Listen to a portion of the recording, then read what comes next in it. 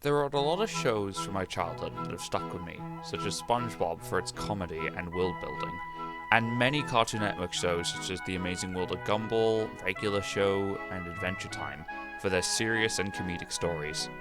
But there was one show that I loved in my early childhood that seemed to always entertain me even when I got older, and that show was Thomas the Tank Engine.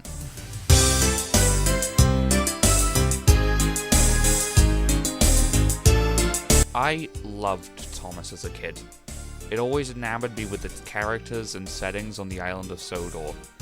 I absolutely loved how each character interacted with each other, with all the funny banter each engine had with each other. Fun fact about me, I grew up on the Nitrogen era of Thomas, which was completely CGI, but nowadays it's pretty mixed in the community. But I did watch a few episodes of the model series as a kid, but not that many if I can recall. So as I got older, I decided I would re-watch the model series of Thomas, and I loved it. It felt so genuine and so creative with all the effort being put into the model engines and how they move in the show. The charm of the original seasons were unmatched and was an amazing rewatch. However, there was one season that stuck out to me due to the nostalgic feeling and how simplistic it was, and that was Season 1. Which is why this video will go over why Thomas Season 1 is my favourite season of the whole show.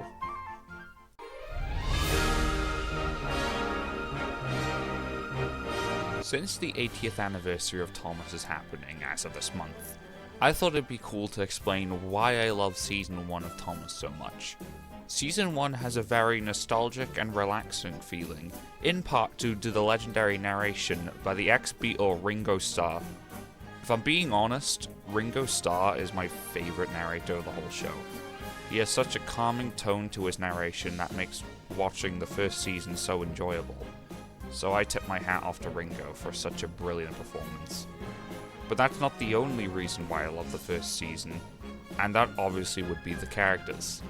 The characters in Season 1 are so well written for the first season, as normally there are growing pains in most shows trying to figure out their characters.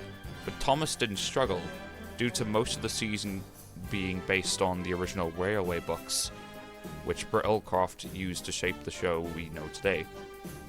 The characters pretty much acted one-to-one to the books, but with a few tweaks by Britt to give them more of a personality.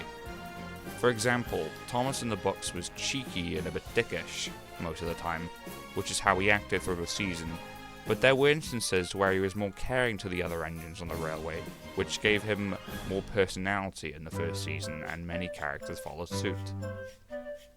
If I had to pick a favourite character from the season, it would definitely go to either Edward or Gordon, as they have some great moments in this season.